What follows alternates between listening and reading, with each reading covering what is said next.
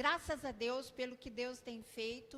E o tema da palavra que Deus me deu nessa noite, depois de tudo que nós recebemos ali no MFI, eu tenho que trazer uma parte do que Deus ministrou ao nosso coração. Eu e Ronaldo choramos muito, muito, muito, você não tem ideia. E o tema dessa palavra é o poder da distração na igreja. Um outro tema que eu tinha colocado seria que venha a minha glória. Vou pedir que vocês abram as suas Bíblias no livro de Salmos, capítulo 139, no verso 23. Verso 23. Salmo 139, verso 23. Esse salmo é incrível, maravilhoso. Eu era menina quando eu tive uma pequena compreensão desse salmo. Sonda-me, ó Deus, e analisa o meu coração. Examina-me e avalia as minhas inquietações. Verso 24. Vê se há em mim algum caminho, algum sentimento funesto. Aí há a King James atualizada. E guia-me pelo caminho da vida eterna. Essa é uma oração que eu tenho feito há muito tempo, pedindo para Deus me sondar. E, queridos, Deus responde a oração que você faz. Quando você faz uma pergunta para Ele, Ele vem trazer uma resposta para você. E ali no MFI, tanto eu quanto o Ronaldo, que temos perguntado para Deus há algum tempo já, algumas coisas, algumas inquietações, Ele veio nos trazendo resposta ali, eu quero trazer para você. Esse salmo fala da maravilha da criação. No verso 27... eu peguei umas traduções aqui, verso 22, desculpa, verso 22, eu odeio com ódio implacável, tornaram-se dessa forma meus próprios inimigos. Tem umas traduções que falam, eu nunca tinha ouvido isso, você tem aí a King James Fiel, KJF, King James Fiel, não precisa, eu aborreço com ódio, mas olha, a King James Fiel fala, eu odeio com ódio perfeito. Eu não sabia que existia ódio perfeito. Nem que havia essa expressão na Bíblia. Não precisa mudar, pode deixar, não precisa. A tradução brasileira diz, eu odeio com ódio completo. A Almeida do século 21 diz, eu odeio com ódio absoluto. Com ódio perfeito. Eu nunca tinha percebido essa expressão. Eu odeio com ódio implacável, é aqui King James atualizada, e a nova tradução da linguagem de hoje diz assim, eu odeio com todas as minhas forças. Como o salmista odeia com ódio perfeito quem é inimigo de Deus. Tem umas outras traduções que deixam claro que odeia quem é inimigo de Deus. Só que antes está falando da grandeza da criação de Deus. Eu fui formado no ventre da minha mãe, antes que eu existisse, o Senhor já conhecia quando eu era substância informe, o Senhor já me conhecia cada um dos meus dias, o Senhor sabia já os meus pensamentos, o Senhor já sabia de tudo, quando me formou no ventre de minha mãe. E aí, por causa disso, eu odeio com ódio perfeito quem é teu inimigo. E aí vem assim, mas Senhor, me sonda. Depois de tudo isso, me sonda. E conhece e vê o meu coração, vê os meus pensamentos, prova-me os pensamentos, conhece os meus pensamentos, vê se há em mim algum caminho mau e me guia pelo caminho eterno, ou pelo caminho da vida eterna. Essa tem sido uma oração e Deus sempre responde. Por exemplo, se você pede, Deus, me dá sabedoria, segundo Tiago 1,8, Ele te dá sabedoria se você começa a pedir isso. Sonda-me e vê se há em mim algum caminho mau, Ele vem e Ele vai te sondar e Ele vai te responder. Fizeram uma pergunta lá, eu não lembro qual deles foi, e é uma pergunta, é uma fala minha que eu tenho já faz tempo. O que eu faria diferente na vida? Se eu tivesse oportunidade de refazer os meus passos. O que eu faria diferente na vida? Eu já ouvi muita gente falando, até me recriminando, dizendo assim, eu não faria nada diferente. O que você faria na tua vida diferente se você tivesse a oportunidade de refazer os seus passos? tive alegria. Eu acho que foi o Malafaia que falou isso. É uma estupidez dizer que você faria tudo a mesma coisa de novo, com a experiência que você tem hoje. Eu hoje, com 62 anos, se eu fosse fazer as mesmas coisas que eu fiz quando eu tinha 18, quando eu tinha 30, 40 anos, eu não aprendi coisa alguma, porque tem muitas coisas. Na verdade, eu diria que eu faria quase tudo diferente. E até o que eu fiz certo, eu faria melhor. Sabe, se eu tivesse oportunidade, às vezes me dava um desespero com a criação dos meus filhos, que vontade de fazer tudo de novo. Eu planejei sentar com o Pablo, sentar tete a tete, mas a minha fala para os meus 3 filhos, minhas noras, é o seguinte: hoje, olhando para trás e vendo tudo que eu fiz de bom, eu teria feito tudo melhor e maior, mais forte e diferente. Eu teria revisto muitos conceitos, eu teria revisto muito da minha vida. Eu vi uma ministração do Luciano Subirá, que eu vou deixar aí o tema para vocês, depois vejam, vale a pena. Ele diz que quando ele era criança, ele chegou em casa um dia da escola, ele e os irmãos chegaram da escola, e não tinha televisão mais em casa. Era do tempo que era televisão tubo ainda, e não tinha mais o tubo. E ele falou que quando eles ainda se atreviam a perguntar para o pai alguma coisa, ele falou: não confrontar, jamais confrontar. O meu irmão, o mais corajoso, ousado, atrevido, chegou no meu pai e perguntou: pai, cadê a televisão? Ele falou: vendi. Pronto, acabou. Acabou. Ninguém, mas pai, e agora que vai ser da nossa vida? A gente não se atrevia a isso, ele fala. Fala: filho meu não vai ser criado pela televisão. A partir de agora, vocês vão ler a Bíblia, que já lia, já era comum, prática comum deles, o culto doméstico, prática comum deles, e vocês vão ler um livro por semana. Ele falou, considerando que um ano tem 52 semanas, ele falou, no final de um ano, nós líamos mais do que 50 livros. Quando estava na adolescência, quando os amigos estavam jogando bola, ele falou, naquela época, o que se chamava de videogame, eu lembro que era telejogo. Tinha o tec, que eu conquistei o Ronaldo com telejogo. Que, meu Deus, você não tem noção do que era aquilo. Enquanto os amigos estavam com aquilo lá, ele estava orando, jejuando, lendo a Bíblia. Na juventude, quando os amigos estavam saindo, o pessoal da igreja saindo, se divertindo, se reunindo, ele estava orando, lendo a Bíblia. Quando ele foi para o seminário, alguns meses depois que ele já tinha começado o seminário, o diretor do seminário chegou nele e falou, olha, eu vou fazer uma coisa que eu nunca fiz, acredito que nunca mais vou fazer. Eu vou falar para você, você não tem o que fazer aqui. Você é completo e já tem tudo. Tudo que você precisava aqui não tem mais o que te ensinar, além daquilo que você já sabe. E ele fala de práticas em relação à Bíblia. O Ronaldo diz que queria muito, muito ter o que ele tem. É o conhecimento, ele tem a unção, ele jejua muito, ele tem um ministério falando sobre jejum. E o que ele tem de conhecimento, ele diz que teve uma mulher que chegou nele, eu quero que você imponha as mãos sobre mim e me transfira teu conhecimento.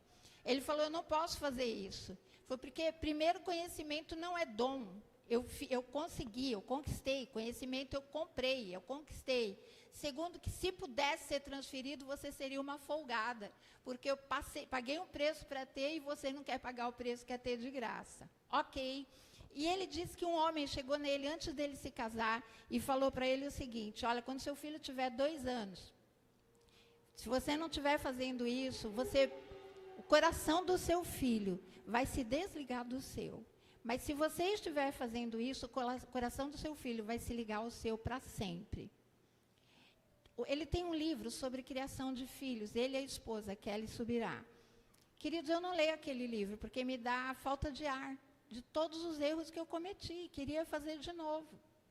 Mas vocês que têm filhos pequenos, aqueles que ainda não têm, a gente não começa a fazer um curso de criação de filhos depois que já tem. A gente começa antes de ter. E naquilo que a gente não sabe, pode deixar, aquilo que a gente não sabe, aquilo que já temos filhos, nós vamos aprender agora e vamos fazer direito. Queridos, eu não quero que você chegue lá na frente, com os filhos criados, com netos, você olhar para trás e falar, eu queria ter feito diferente. Eu faria muitas coisas diferentes no meu casamento, no trabalho, no ministério. Eu fui chamada, o Subirá falou que netos são a sobremesa da vida. O Ronaldo é muito bobo, meu. Ele chega lá, nos pastores, ele quer conversar com os pastores, em vez de ele ter uma foto dos netos de capa de celular, ele fica procurando. E o pastor que está ali para ver tem que ficar esperando ele achar.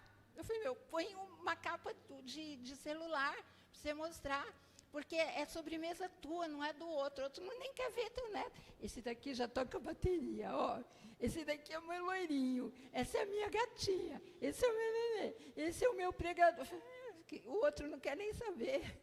Mas é a sobremesa na nossa vida. 17 anos foi quando eu recebi o meu chamado. Com 25 anos, Deus confirmou o meu chamado. Nado tinha 8 meses de vida. Com 40 anos, Deus veio de novo e falou comigo sobre o meu chamado. E Deus, nesse tempo que nós passamos, desde a pandemia, eu fui diante de Deus várias vezes falando sobre o meu chamado. Minha dentista, na sexta-feira, estava falando comigo, o ano está chegando no fim, né? Falei, nossa, parece que ela ouviu meu marido. O ano está chegando no fim, olha que rápido. Falei, olha, para você o ano está chegando no fim. Para mim é a vida.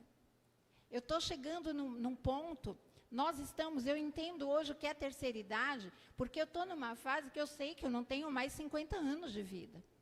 Eu sei que eu não tenho mais 40 anos pela frente, certo? Então, o que eu tenho que resolver agora, eu falava para Deus nesse período, falei, Senhor, eu não quero chegar aí em cima com vergonha. Eu não quero chegar aí com vergonha dos meus dias. Sempre foi minha oração essa.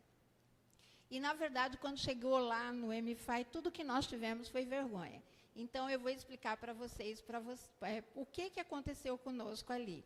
O chamado de Deus é Romanos capítulo 11, 29, da nova versão, Nova Bíblia Viva, diz o seguinte, o chamado de Deus e os dons de Deus são irrevogáveis. Ou seja, se um dia você recebeu um chamado de Deus, esse chamado nunca mais vai voltar atrás. E eu sei de mulheres, de homens, que não cumpriram, não entraram, se afastaram do chamado. E aquilo traz uma frustração mortal.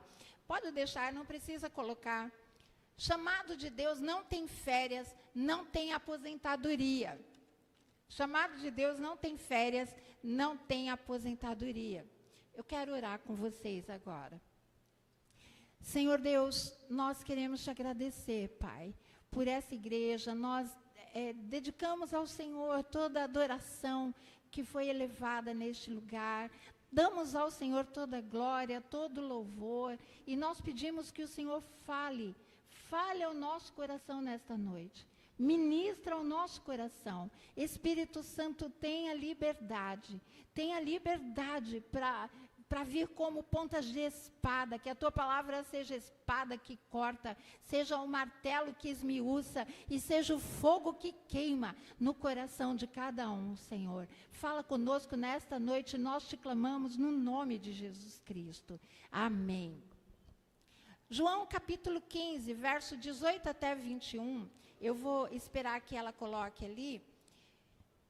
Quando eu me converti, quando eu recebi o meu chamado, ali aos 17 anos, em nenhum momento eu cogitei que seria fácil. Nenhum momento eu pensei que seria flores, que seria indolor. Eu não sei aqui quem está na igreja há muito mais tempo, quem praticamente nasceu na igreja, se de repente você em algum momento pensou que tudo seria fácil, alguém enganou você. Porque em nenhum momento Jesus falou isso. Nós vamos vê aqui esse texto, Jesus está tendo uma conversa, ele está dando umas instruções para os discípulos dele, antes da partida, antes da crucificação. Ele está falando com eles o que ia acontecer. Ele diz, olha, se o mundo os odeia, lembrem-se, o mundo me odiou antes de odiar vocês. Queridos, nós passamos muito, não tira esse texto que eu vou pegar mais para frente, nós passamos por uma fase na igreja achando que nós seríamos amados por todos, que o governo, que a prefeitura iria nos amar, nós seríamos honrados, que os crentes na igreja, que as outras igrejas, que as pessoas nos amariam. Mas Jesus fala assim, olha, o que aconteceu? Quem falou isso para você? Se eles me odiaram, eles vão odiar você também. No verso 19, o mundo amaria vocês se pertencessem a ele. Todavia, vocês não são do mundo, pois eu escolhi vocês, tirando-os do mundo. Por isso é que vocês são odiados pelo mundo. 20. Lembrem-se do que eu lhes disse, nenhum escravo é maior do que o seu senhor. Portanto, já que eles me perseguiram, naturalmente perseguirão a vocês também. E se eles me tivessem ouvido, ouviriam vocês. O 21, segue. O povo do mundo os perseguirá por causa de mim, pois eles não conhecem aquele que me enviou. O mundo não vai amar você. Você não vai ser aceito pelo mundo. Se a sua ideia de evangelho, de cristianismo, era ser amado e aceito, alguém enganou você no meio do caminho. O evangelho progressista aí, que Deus é amor, que todo mundo me ama, que todo mundo ama e quer ouvir, não é esse evangelho. Mas lá no capítulo 16, no verso 2, é ainda pior. Capítulo 16, verso 2, aqui está falando do mundo. O mundo vai te odiar. Mas no 16, verso 2, porque vocês serão expulsos das sinagogas, e na verdade chegará o tempo em que aqueles que matarem vocês pensarão que estão prestando um serviço a Deus. Bora lá. Olha aqui, gente, lá no 15 está falando, o mundo vai te odiar. Aqui está falando da sinagoga, está falando dos crentes, da igreja. Ou seja, Paulo fala que chegando naquele tempo já existia, mas agora tem tanta nova doutrina, tanto falso ensinamento na igreja, que a igreja vai olhar para você e vai dizer que você não é de Deus. Que você está falando que Deus não é amor, que Deus não ama, que isso é pecado, que aquilo é pecado, que você não pode agir assim. Eles vão te odiar e vão querer te matar e vão achar que estão servindo a Deus fazendo isso. Então, desde o começo, Jesus fala assim, olha, o servo não é maior do que o seu senhor. Se foi assim comigo, vai ser com você também.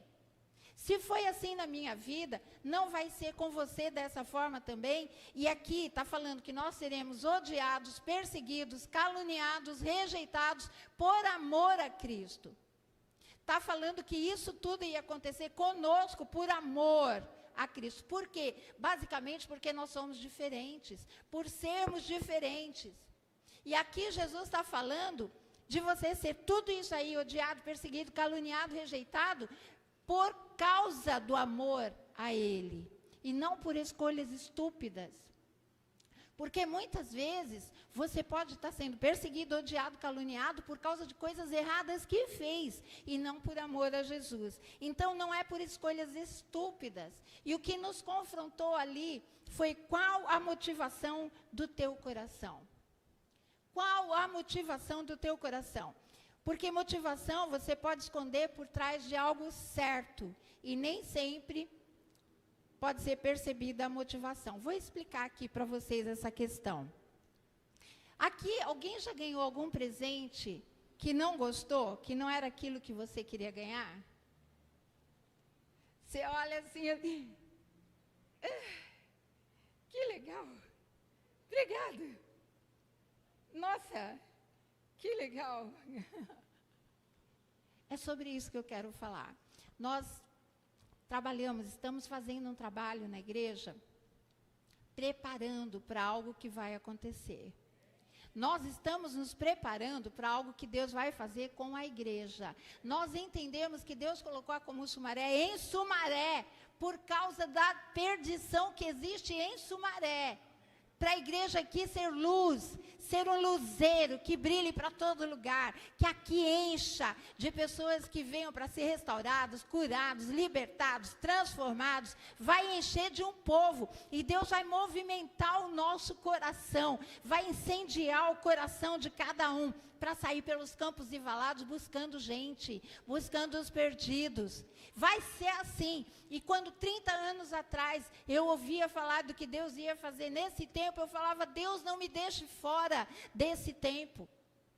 Não deixe que eu perca essa vez. Não deixe que eu deixe passar, que eu permita que passe a minha vez.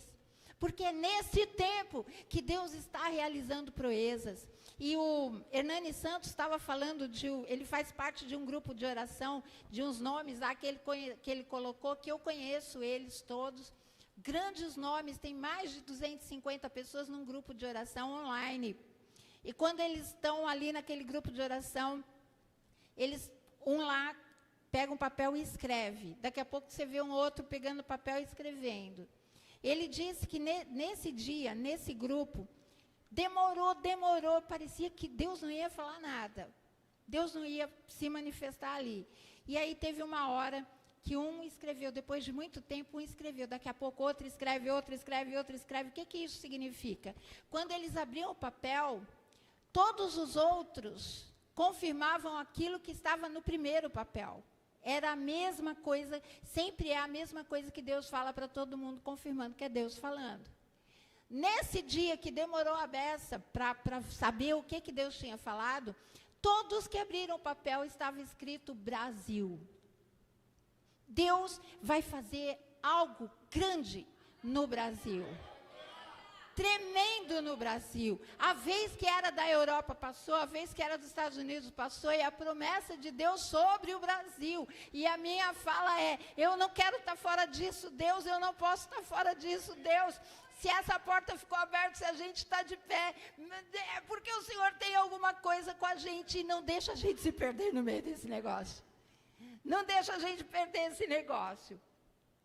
E Ele levou a gente lá para nos confrontar com algo que eu preciso passar antes que isso aconteça. Nós tivemos uma reunião de liderança alguns dias atrás, foi alinhando, nós estamos alinhando um monte de coisa, fazendo alinhamento de um monte de coisa, e isso que vem agora.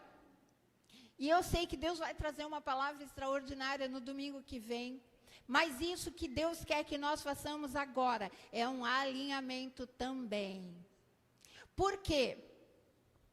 Quando o Ronaldo, ele sempre sabia o meu gosto, quando ele trabalhava na Nextel. Sempre. Ele sempre sabia. Ele me trazia bolsa, sapato. Bolsa que há 16, 15 anos atrás, ele pagou R$500 numa bolsa. Ele sempre me trazia joias. Era uma coisa, ele sabia o que eu gostava. Mas quando a pessoa não sabe, o que você tem que fazer? Perguntar o que você quer. O que você quer ganhar? Certo? Porque se quem te deu um presente que você não gostava, se tivesse te perguntado, ia dar algo que você gosta. Ok? Estamos juntos até aqui? E nós estamos, este mês, comemorando o aniversário da igreja.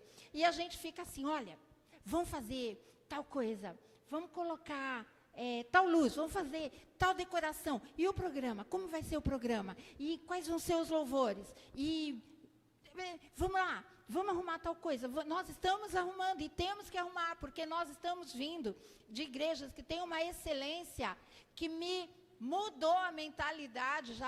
Deus já vem me confrontando há um tempo, porque para mim bastava lá da Rua Azusa, né? Um caixote de maçã e um chão de serragem da Rua Azusa. Deus moveu lá, vai mover aqui.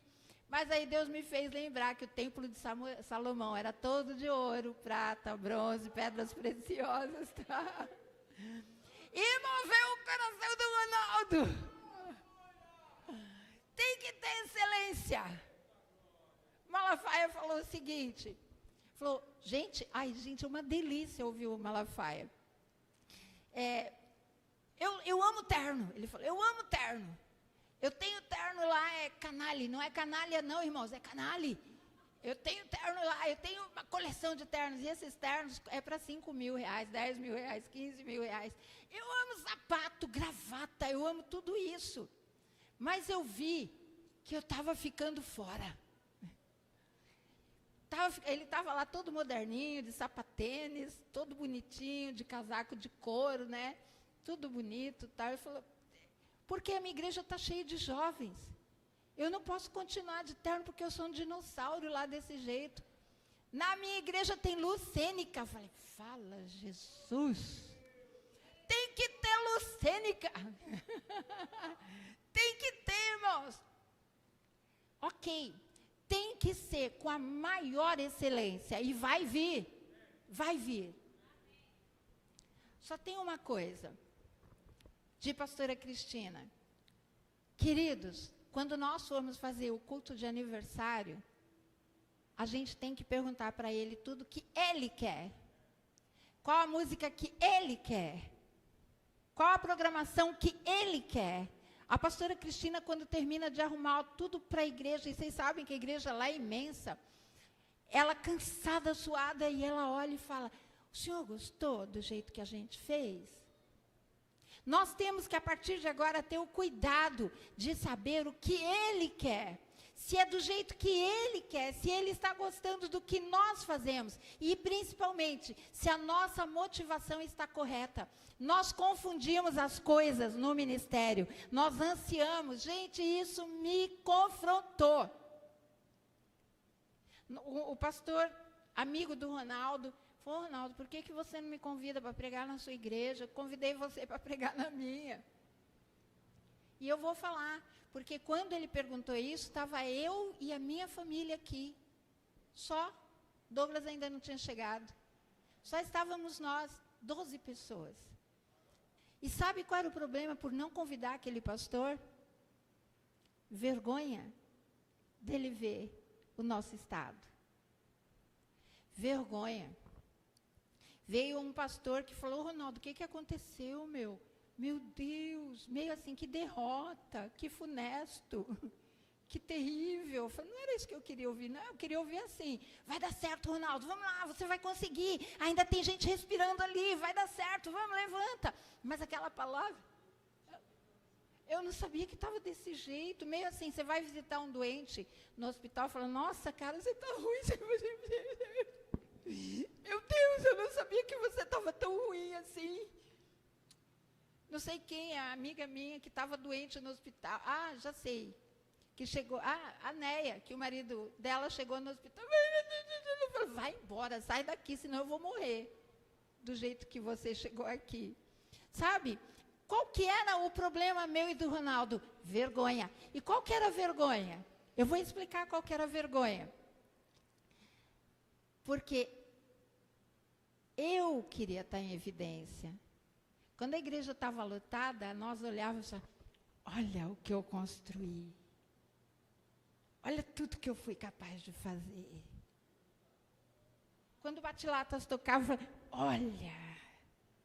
Quando o pastor Samuel quase morreu de rir lá, numa daquelas acampamentos de carnaval que nós fomos, que nós apresentamos alguma coisa lá, que eu recebi o relatório e falei, nossa. Era a minha glória.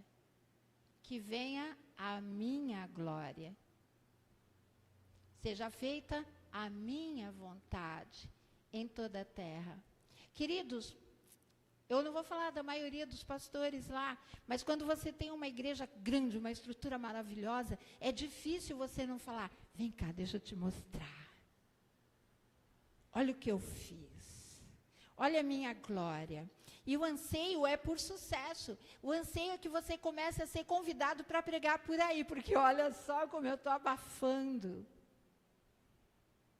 Olha só como eu estou abafando. Eu sou demais.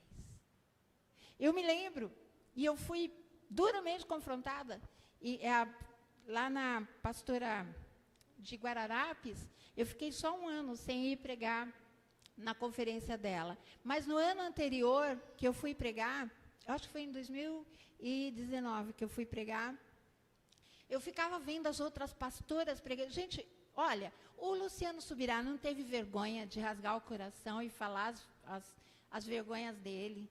Malafaia não teve vergonha de rasgar, os outros também não tiveram, vou falar as minhas. Quando eu ficava olhando as outras pastoras pregando ali, isso eu não contei nem para o Ronaldo, eu vou contar para vocês, tá? Eu ficava lá olhando as outras pessoas, as outras pastoras pregando, falava, nossa, não vejo a hora de chegar lá e subir, eu sei que eu vou abafar. Eu sei. Cara, a hora que eu pego o microfone, e era. Aí, na última vez que eu fui antes dessa, que eu subi lá, Deus me deixou sozinha lá em cima. Eu sozinha sou um fiasco. Eu sozinha, sem Deus, dá vontade de enfiar a cabeça na terra e não tirar nunca mais. Me esconde, me exclui dessa.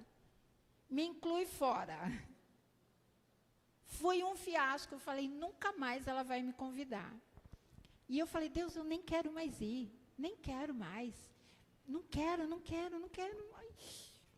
Esse ano, quando ela me convidou, ela deu a data, eu falei, ai, me perdoa. Nessa data eu não vou poder ir, eu vou estar viajando. Yes, pronto, vou estar viajando, resolvido. Estou feliz, estou fora, beleza. Meia hora depois ela me manda mensagem e fala, mudei a data para dia tal. Para um mês antes. Como alguém muda toda uma estrutura para que você vá lá pregar? Meu Deus! Cara, vocês não têm ideia do sofrimento que foi. Não tem ideia. Não vinha a palavra, eu não sabia o que preparar, ela me deu o tema, eu falei, meu Deus, eu não sei falar disso, faz tempo que a gente não está vivendo isso, e agora o que vai ser? Eu preparei a palavra, quando chegou na semana de ir para lá, que dor de barriga, quando eu cheguei lá, falei, tal, e agora eu não quero mais ir, a gente no hotel lá, falei, tal, eu não quero ir, eu falei, tem misericórdia de mim. Eu estava lá na minha mãe e falei, Deus, me livra disso, passa de mim esse cálice. Eu não quero mais ir. E quando eu estava lá, e eu deixo a televisão da minha mãe ligada, e um pastor estava pregando, eu abri a Bíblia em Salmos, e estava escrito, eu não vos deixarei confundida, nem envergonhada. Aquilo vestiu, porque eu sabia que era Deus falando comigo. Mas quando eu cheguei ali, naquela cidade, naquele hotel, eu falei, meu Deus, eu não quero ir, eu tremia. Nunca tremi para pregar, gente. Comecei a pregar com 18 anos. Eu amava microfone. Eu não queria nem vir aqui mais. Não vou pregar nem aqui mais. Meu Deus.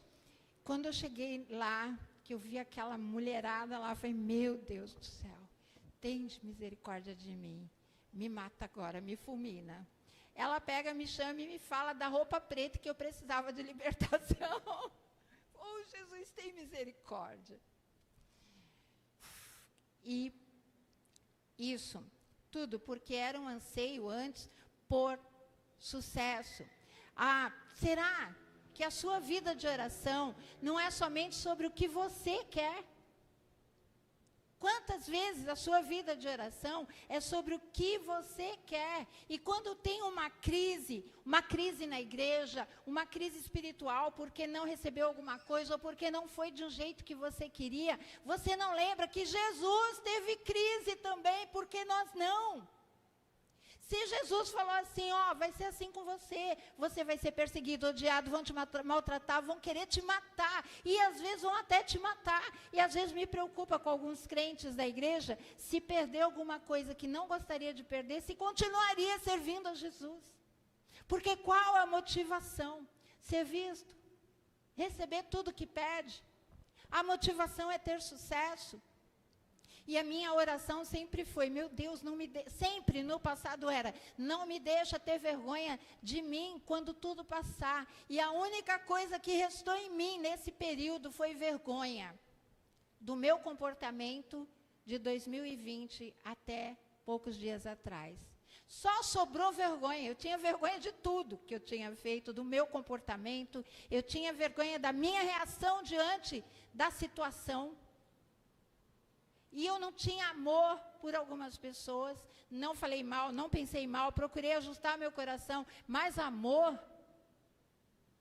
Não. Por quê? Porque doeu. Está doendo, Deus, ai, Deus está doendo, olha o que fizeram para mim, olha o que falaram de mim, olha o que estão fazendo agora para mim. E aí, você esqueceu, quando você foi chamado lá atrás, você foi chamado para isso. E quando você veio para o ministério, aqui, não importa se você está pregando para 12 ou para 12 mil. Mas isso é só uma palavra, é só uma frase, se você não tem uma experiência com Jesus. Qual a motivação quando você sai para cumprir a agenda? Qual a motivação quando você faz alguma coisa no ministério? Você faz porque você tem um cargo? Você faz para ser visto? Você faz para... Quantas vezes eu faço para não levar bronca? Eu faço porque se eu não fizer desse jeito, vão chamar minha atenção. Eu faço porque eu tenho que fazer. E quantas vezes eu ouvi reclamação de pessoa que tinha uma função na igreja, dizendo, está demais. Nunca cogitei na minha vida que servir ao Senhor fosse demais ou pesado.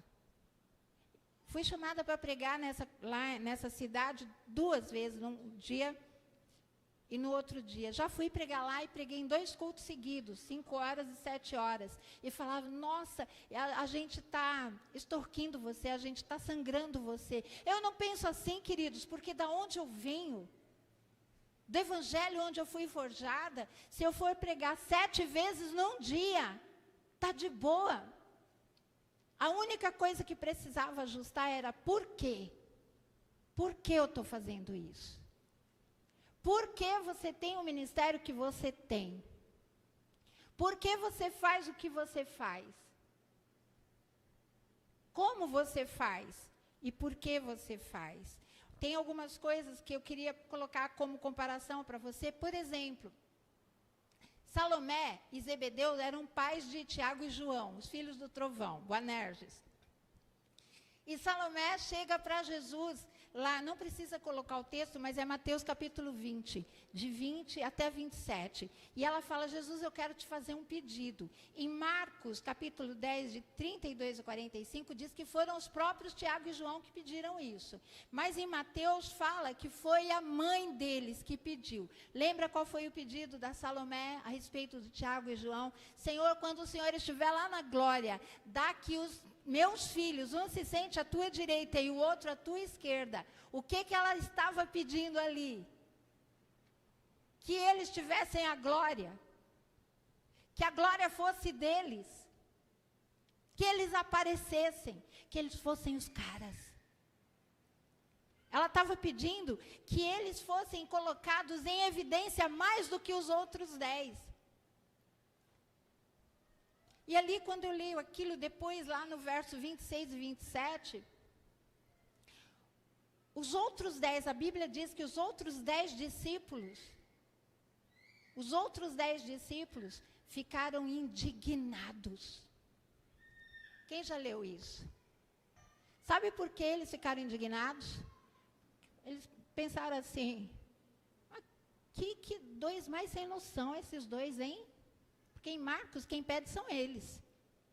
Que 2 sem noção, pedindo para ficar do lado de Jesus. Sabe que não era essa a motivação deles? A motivação é que cada um deles queria ser o cara que ficasse à direita ou à esquerda de Jesus.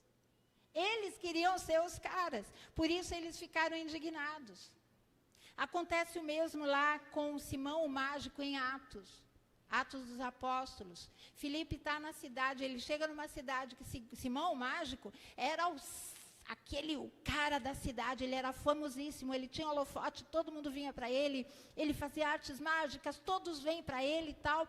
Quando Filipe chega, começa a pregar o evangelho, as pessoas se convertem, as pessoas são curadas, eles começam a vir para receber o poder de Deus. Quando Pedro chega, fala, vocês já receberam o batismo com o Espírito Santo? Nem ainda ouvimos que havia batismo com o Espírito Santo, e Pedro começa a impor as mãos, e eles recebem o poder, o batismo com o Espírito Santo. Simão fica, uau, o que é isso? Ele chega nos apóstolos e fala, quanto eu posso dar? Quanto eu posso pagar para receber esse poder? Alguns pregadores dizem que ele queria comprar o Espírito Santo. Ele não queria comprar o Espírito Santo. Ele queria ter aquele poder. Por que ele queria aquele poder? Porque ele queria de novo o holofote sobre ele. Quantas vezes nós queremos o holofote sobre nós? Está em evidência. Se a minha célula não está indo bem, eu estou me sentindo desanimada, acho que eu vou dar. Mas se ela está bombando, eu falo, a minha célula, olha o meu ministério, olha a minha banda, olha a zeladoria. Quantas vezes nós nos ufanamos, nos enchemos de orgulho. E aí a fala mais comum do cristão é Deus no comando. Deus no comando. Eu vejo em todo lugar, Deus no comando, Deus no comando. Gente, quando Deus está no comando? É Deus que decide com quem você vai casar mesmo? É Deus que decide como você vai casar mesmo? É Deus que decide quantos filhos que você vai ter mesmo? É Deus que decide o que você vai fazer de verdade, é mesmo? Deus está no comando mesmo ou só está no comando quando eu quero dar uma frase de efeito para uma necessidade que eu estou tendo? Qual é a motivação do nosso coração para estarmos aqui? Por que eu tive vergonha de tão poucas pessoas aqui? Porque eu queria. A vergonha era minha. Eu tive vergonha alheia de mim mesma, comigo mesma lá naquele MiFi. Porque enquanto estava tudo maravilhoso, eu vi uma vez o pastor Luizinho falando, lá no começo da igreja, quando nós fomos fazer um batismo, chamamos ele, e ele falou para outro pastor, esta mulher é sábia. Eu falei, nossa, eu sou sábia. Ele acha que eu sou o pastor Luizinho, acha que eu sou sábia. Demais. Vocês estão entendendo como a gente pode se perder? Querendo, para nós, aquilo que é dele. E a gente quer fazer na igreja as coisas, a gente vai fazendo. Por quê? Por que exatamente eu quero fazer? Porque Deus merece o melhor, mas ele quer isso. É dessa forma, você colocou ele realmente no centro. Ele realmente, porque, queridos, essa oração de Salmos 139 deve ser constante. Sonda-me, Deus. Examina-me, Deus. Queridos, a nossa vida tem 70, 80 anos. Eu vou chegar a 93. Se Jesus não buscar antes. Firme, forte, rija. Amém. Não, aí já está meio caquético. 120. Se for 120, dançando no Senhor. Trabalhando, porque não existe aposentadoria no ministério. Ok? Essa oração de sonda-me, examina-me, tem que ser continuamente. Senhor, o que eu estou fazendo, o meu coração está puro? O Senhor está gostando? É para o Senhor mesmo? É o Senhor mesmo? Eu estou sofrendo perseguição, eu estou sendo odiada, eu estou sendo mal falada, maldita, mas é por causa do Evangelho mesmo ou é por causa de coisa errada que eu fiz?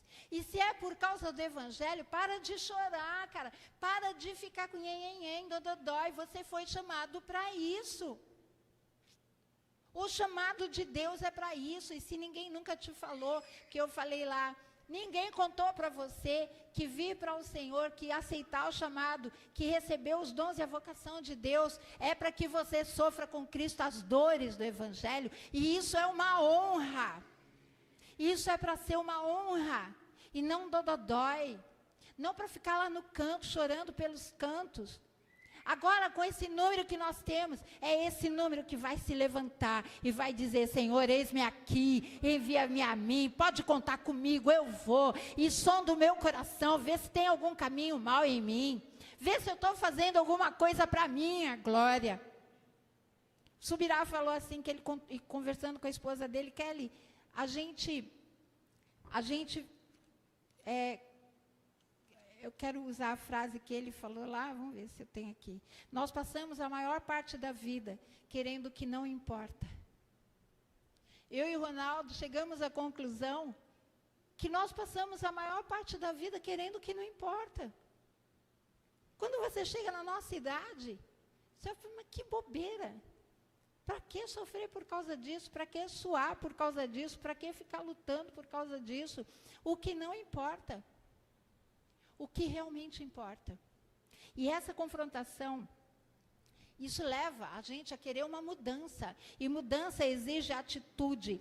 Mudança exige que a gente saia do nosso conforto. A gente não muda com palavras. A gente só muda com atitudes. E foi falada uma frase lá que é o conforto do desconforto.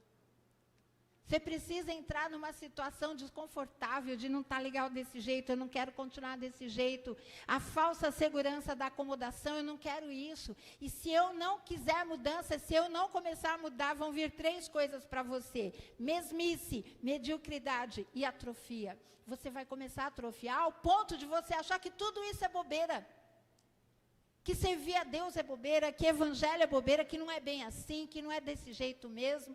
Como eu falei lá para a minha dentista, eu vou falar ainda com ela, falou, olha, quando você chega nessa altura da vida, você vê que você está chegando no final do campeonato. E o que você não fez em todo o campeonato, você achou que você tinha todo o tempo do mundo, agora você começa a chegar num tempo que você fala, valeu a pena. Valeu a pena tudo isso. Se eu não tiver esperança da vida eterna, que desespero, pensa numa pessoa que não tem esperança de vida eterna. Falando com a minha mãe, com 85 anos, falei, mãe, imagina, sua irmã que tem 91 anos e não tem esperança de vida eterna. Pensa, uma pessoa que mais ela espera da vida. Que mais, aonde mais ela espera ir? Que esperança ela tem?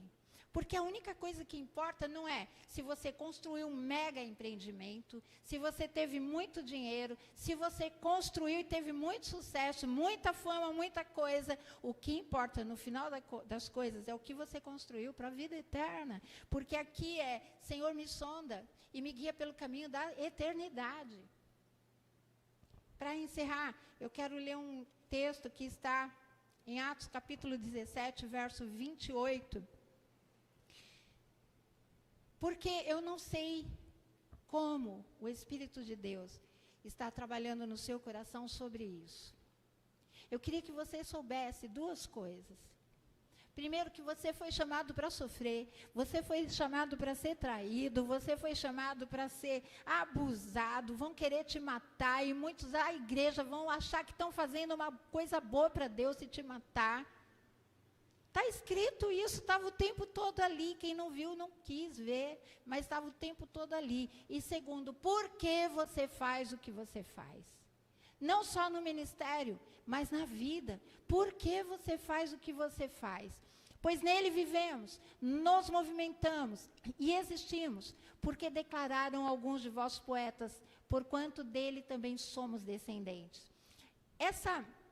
Esse porquê, pois nele vivemos, está com letra maiúscula, mas na Bíblia mesmo, ela vem com letra minúscula. Por quê? Porque ela é uma continuação de uma frase. Para você entender o que ele está dizendo aí, você tem que ver o que está escrito antes. Ok? Vamos ver um versículo antes, por favor. Deixa eu ver qual que é o início. Qual o início desse texto? Eu acho que eu não coloquei aqui. Atos capítulo 17. Eu quero ver da onde começa essa ideia, tá? 17, 28. Primeiro, 25. 24, põe no 24, por favor. Para você entender um versículo, você tem que ler um pouco antes e um pouco depois. Para você, por que ele está falando isso?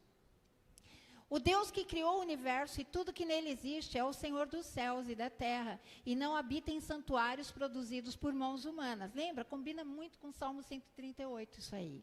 Próximo versículo. Ele também não é servido pelas mãos dos homens, como se precisasse de algo, porquanto ele mesmo concede a todos a vida, o fôlego, e supre a todos os demais as suas necessidades. De um só homem fez Deus todas as raças humanas, a fim de que povoassem a terra, havendo determinado previamente as épocas e os lugares exatos onde havia de habitar. É o Salmo 138, ele é tudo, o começo, o meio, o fim, o 27. Deus assim procedeu para que a humanidade o buscasse. E provavelmente, como que tateando, pudesse encontrar, ainda que de fato não esteja distante de cada um de nós. Aí vem. Porque nele vivemos, nos movimentamos, nos movemos e existimos. porque nele vivemos e nos movemos e existimos. Porque ele é tudo, a glória é dele. E aí o verso 30, por favor. Em épocas passadas, Deus não levou em conta essa falta de sabedoria. Ou em épocas passadas, Deus não levou em conta a ignorância, a nossa ignorância. Mas agora, ordena que todas as pessoas em todos os lugares cheguem ao arrependimento. Tem uma tradução que diz, ao arrependimento dos seus pecados. Nós estamos sendo chamados para um alinhamento agora da igreja. Ele foi ajustando isso, ajusta aquilo outro. Deus vai fazer o que ele prometeu nessa igreja. Nós temos uma parte nessa história do fim. Deus está contando conosco. Nós estamos aqui e queremos saber o que ele quer que nós ajustemos. Então agora você precisa entender o seguinte: você foi chamado para isso. Nunca pense que não é para sofrer, que não é para ser humilhado, que não é para ser traído. Se ele foi assim, não vai ser diferente com você. E a nossa vida é nele, por ele e para ele. Nele nos movemos e existimos. É nele que nós nos movimentamos. É por ele, vivemos para ele. E segundo, qual a motivação de tudo que você faz? Qual era a motivação da mãe de Tiago e João? Ser visto, sucesso. Por que nós estávamos como estávamos? Porque faltava sucesso. Quando vocês estiverem tocando aqui, não importa se tem 1, 2 mil, que seja. Eu já fui em igreja, querido, já fui em igreja e senti a presença de Deus, me movimentei com Deus ali e tal, com meia dúzia de pessoas. Já estive em vigília que tinha 2 pessoas, eu e a outra pessoa. E estava bom, porque eu sabia de onde eu tinha visto, porque eu estava ali, o que eu estava fazendo, o que eu queria. Em alguns momentos a gente perde qual é a motivação daquilo que eu estou fazendo. Por que eu estou fazendo aquilo?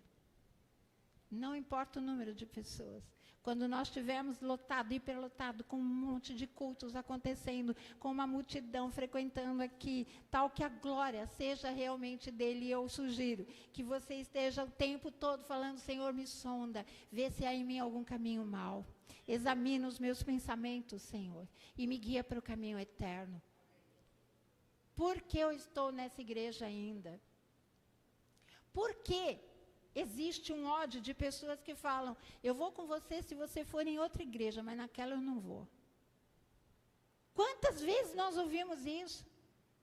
Pais falando, maridos falando, mulheres falando: se for para ir em outra igreja com você, eu vou, mas lá eu não vou. E quando a pessoa sai para ir acompanhar para outra igreja, vai todo mundo para o mundo. Eu quero que você examine por que você está seguindo a Jesus ainda. E se a motivação do seu coração está errada, é hora de você ajustar.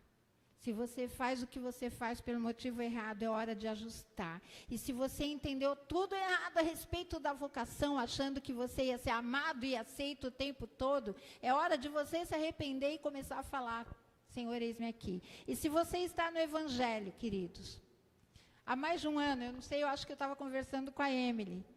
Quanto tempo você está no Evangelho? Eu sou neném ainda.